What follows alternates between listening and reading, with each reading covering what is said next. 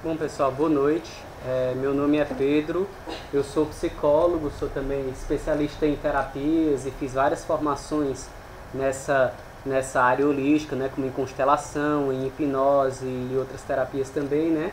E eu vou estar trazendo para vocês um pouquinho da minha experiência, fazendo para vocês uma breve apresentação sobre psicologia, espiritualidade e realização humana, né? Depois a gente vai estar fazendo uma visualização para a gente estar podendo, né, aquietar um pouco mais nossa mente e criar todo um campo aqui de preparação para as próximas atividades aqui, né, no Espaço Criar. Então, assim, quando a gente fala de psicologia, espiritualidade e realização humana, né, o que é que eu quero dizer com isso?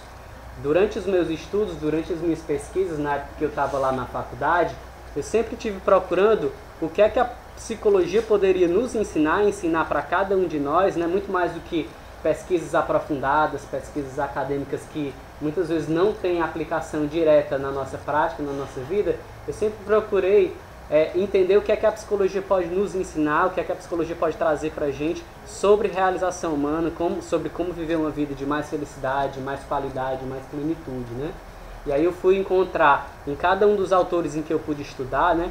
No Jung, nos autores da psicologia transpessoal, Abraham Maslow, Stanislav Grof, não sei se vocês já ouviram falar nessas pessoas, né?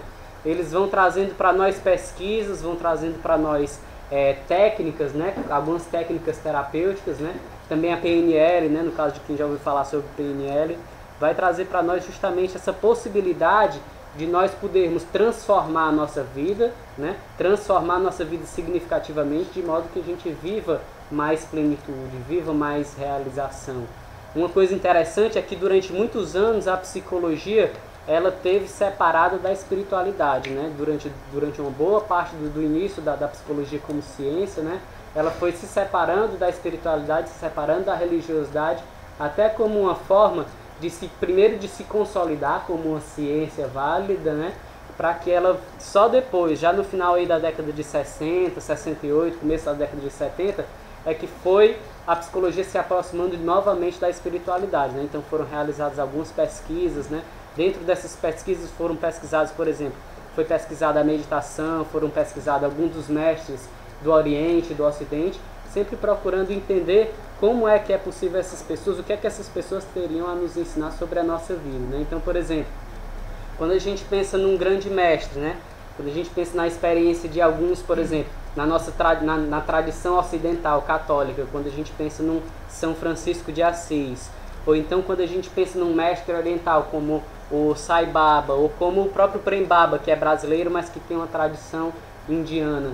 Quando a gente pensa, por exemplo, nos antigos xamãs aqui na América Latina, ou então em todos os mestres espirituais que passaram pelo planeta, a gente sempre vai olhar que a mensagem deles faz com que a gente possa desvendar e desenvolver um potencial mais profundo no qual a gente ainda não está realizando, né? Quer dizer, é como se eu estivesse vivendo aqui a minha vida na superfície e tivesse muito mais coisas que eu tivesse a descobrir sobre mim, né? E esses mestres eles vão servir como uma espécie de digamos assim, de placas, de setas, de indicativos de que eu tenho muito mais coisas sobre mim para descobrir, tenho muito mais, como, digamos assim, um ilimitado potencial que eu tenho a desvendar, e esse ilimitado potencial, ele necessita da minha parte, em primeiro lugar, que eu escute falar sobre isso, né? Através das mensagens, através das diversas filosofias, das diversas religiões, das diversas abordagens de desenvolvimento humano, e que também exige de mim que eu vá cultivar isso, né?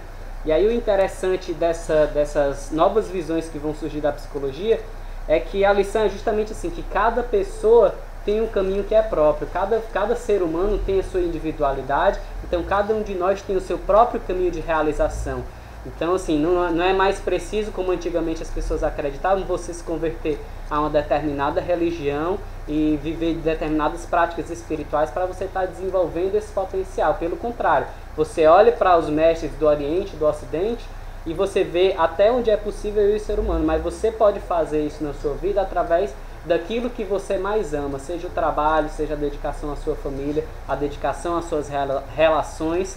E aí as terapias vêm trazendo também para nós a possibilidade de nós estarmos justamente nos aprofundando nessa jornada de autoconhecimento.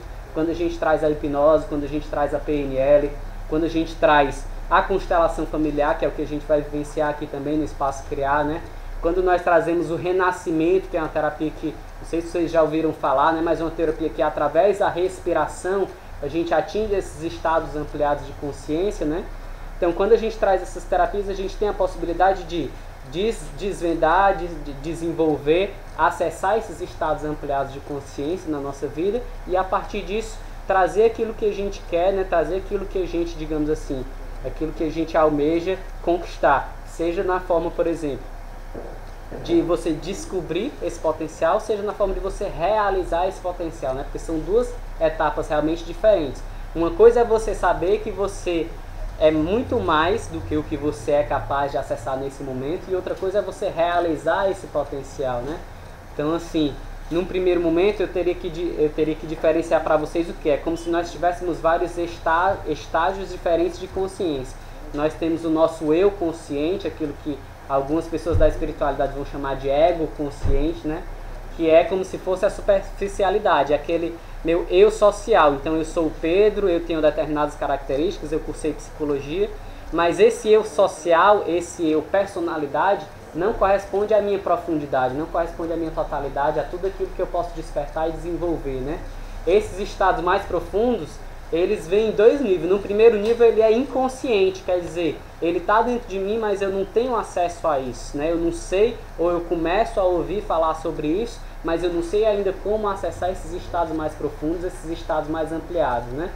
E aí, desse nível do inconsciente, eu vou começar a acessar isso através das terapias, por exemplo, através da meditação, através da constelação familiar, através da hipnose, da regressão. E aí eu vou acessando esses estados e eu vou transformando parte desse inconsciente em novos níveis de consciência, né? Então, no primeiro momento, eu vou acessar um nível ampliado de consciência, e aí depois de acessar esse nível ampliado de consciência várias vezes, eu começo a tornar aquilo que antes era incomum na minha vida, vou começar a transformar isso numa experiência comum, né? Então, uma coisa que pode acontecer aqui, por exemplo, quando a gente tem um grupo de constelação familiar, eu posso acessar um estado mais profundo de cura, um estado mais profundo de amorosidade, mas de repente quando eu saio daqui, eu posso não, né, de repente quando eu estou no trânsito, eu posso não ter um acesso diretamente a isso. Então, num primeiro momento, o desafio da gente é encontrar, acessar esses estados, saber que a gente é capaz de viver a cura, de viver a realização, de viver a transformação na nossa vida. E num segundo momento, eu transformar isso em uma experiência cada vez mais comum para mim, mas não que isso seja um processo em que, digamos assim, imediatamente eu vou conseguir isso. Às vezes é um processo de autoconhecimento, de despertar e de desenvolver o meu potencial, que isso vai demorar, de repente, não é uma questão de demorar, mas é um processo para a vida toda. Sempre eu vou ampliando a minha capacidade de realização, né? Por exemplo, quando você vivencia o estágio, né, de faculdade que você se forma, isso é um primeiro nível de realização na sua vida. Quando você se casa, quando você tem um relacionamento, isso é um novo nível. Quando você tem filhos, isso é outro nível. E assim, cada desafio, cada transformação que a vida vai trazendo para nós a capacidade de acessar esses novos níveis de vida, né? O que é que se torna desafiador? É quando a gente não consegue dar conta dos desafios que a vida nos traz. Ou de repente estresse, pressões no trabalho, desafios que a vida nos traz, de repente a própria violência urbana se torna um desafio, ou então alguma perda, quando nós perdemos alguém que nós amamos, a gente entra numa espécie de situação em que nós não temos a capacidade de responder de uma maneira criativa, de uma maneira saudável a essas situações difíceis e desafiadoras que a vida nos traz. Então, o que é que acontece? É nesse momento de desafio, que nós temos que justamente ampliar a nossa capacidade de percepção de quem nós somos. É como se aqueles velhos recursos de adaptação que nós tivéssemos não servissem para esse novo nível atual, para esse novo nível, para essas novas exigências que a vida está nos trazendo, né? Então, nesse momento é que se faz necessário, por exemplo, a terapia. Nesse momento é que faz necessário a gente entrar num processo de autoconhecimento, como o Tai Chi Chuan, como a Yoga, como um grupo de encontro, Pathwork, quem já ouviu falar em Pathwork, por exemplo, né? Então, nesse momento é que se faz necessário a gente entrar, conhecer, acessar esses grupos de autoconhecimento, esses caminhos de autoconhecimento, para que a gente possa, de repente, despertar e desenvolver isso em nós, né? Essa nossa potencialidade mais profunda, que é como se fosse assim, um tesouro escondido que está esperando que a gente vá lá e possa, né, tá minando e garimpando e cultivando e descobrindo isso dentro de nós, né?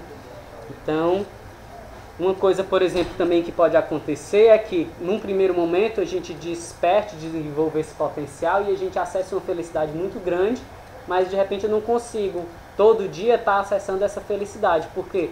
Porque uma coisa que é muito difícil para nós ainda, né, principalmente para nós ocidentais, é justamente a questão de sustentar a felicidade. É como se nós tivéssemos uma criança, né, muitas pessoas nesse campo das terapias falam da criança ferida, por exemplo. E aí essa criança ferida, ela está sempre em nós, por exemplo, acreditando que nós não somos merecedores da felicidade, né? Então a gente está sempre de alguma forma se sabotando, a gente está sempre de alguma forma entrando em situações complicadas por causa dessas nossas falsas crenças, dessas crenças limitantes, que a gente vai estar justamente acreditando, por exemplo, que de repente eu não posso ser uma pessoa tão amorosa quanto eu poderia ser, eu não posso ser uma pessoa tão realizada como o fulano, ciclano, e aí a gente passa a pensar que as grandes realizações pertencem ao passado ou pertencem a uma realidade muito distante de nós, né?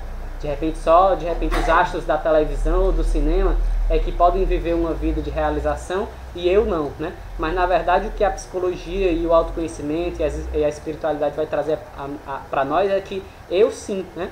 Cada um de nós tem uma grande contribuição a dar para a vida, cada um de nós tem um caminho de amor, tem um caminho de realização. E nós temos sim muita coisa para poder, né, digamos assim, para poder oferecer no mundo. Cada um de nós vem com uma missão a cumprir e é descobrir essa missão e realizar essa missão que nós estamos aqui para fazer, né? E esses vários caminhos de transformação, eles servem justamente para isso.